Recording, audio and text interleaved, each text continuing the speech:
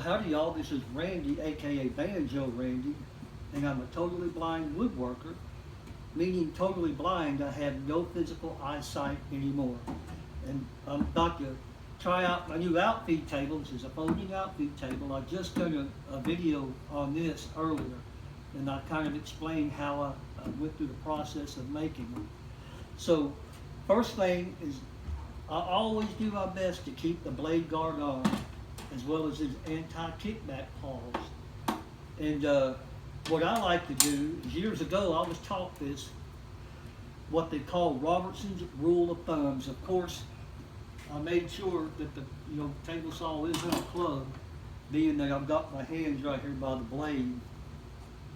But you put your thumbs to the each side of the blade, then you raise your hand up. And anywhere within this area right here, and this area right here, which usually amounts to about the inside of the miter track right here, miter slot. That's where you most definitely want to use some kind of a push stick, push block, or push paddle or something. But outside of that, you're generally pretty good. So I thought what we would do is we would rip this here piece of plywood right here, rip a little strip of it off, and I'll show you how I go about that. Alright, let's slide this here over. Yeah, that's good. Yeah. Lock that down. Then I close my blade guard and lock it down there. I'll bring that just to where it touches the front of the blade guard. And I like to use these feather boards, because that way it helps to keep everything nice and tight to the fence so it don't drift or wander off. So tighten that down. Again, that's nowhere near the blade, so we're good there. The rip fence is locked down. Now, plug this here up.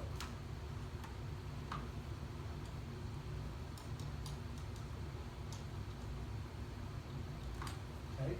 Now, whenever I use the table saw, I generally wear hearing protection, but I don't like those cumbersome ear muffs, so I use these here little earplugs that you just stick in your ear, and that makes it so much better when you're using a face shield as well. So we'll put those in.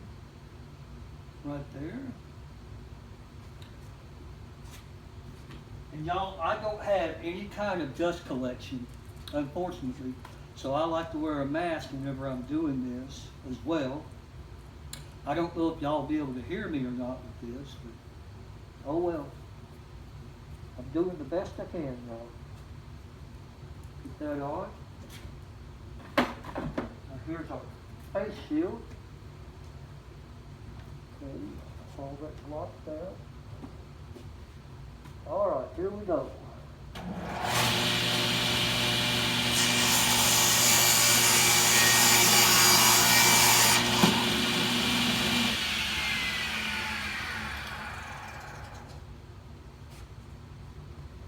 All right.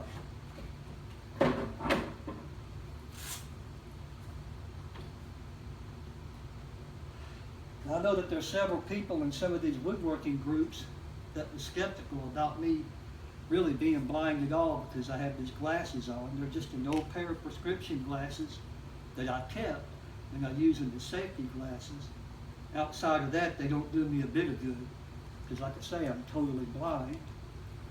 So I'll unplug my saw right here. And that's why I love that outfeed table now.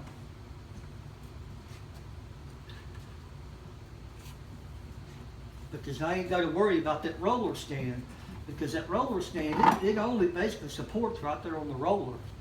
This has got full support all the way across. So now, we're going to get this stuff moved out of the way, and we'll fold the table down. Right there. I know I'm probably not the best at explaining things, and I also use some of my push kits. I really like these push kits. I just wish they was about probably 4 inches longer. because they're really comfortable in the hand. I just feel like they should be at least just a little bit longer. And I made a push pattern. Now when I let this table down, I have to make sure that my rip fence is past the edge of the table, because I put a little gouge in it. Like I say, I forgot about the rip fence being over there. So there's an air conditioning duct overhead. It feels like it's condensating a little bit there. Everything is clear. Okay. So what I do is just lift up one end. Okay. Right there. And then just lift this up. Hold that back down. And put the leg up right away. Again, one thing I like about using this type of butt hinges, if I want to just take the table off, I can pull them pins without having to take my support rail off. Now, I don't know how well y'all can see the video. Like I say, I've been told it is kind of dark down here. I have 2 windows and a door, you know, and there's a light somewhere up above me back here. It should be on. But how I was able to do this is I have an app on my phone that's called Be My Eyes. Now that app is made up of hundreds of thousands of volunteers, of people who volunteer their eyesight for somebody like me that's totally blind or somebody that's visually impaired. So I put my phone on the tripod. I like to use the front camera because all the controls that I can hear are right there, but the app uses the back camera. So I figured out a way that I can turn the camera around and still have good access to the screen so that I can hear all the prompts.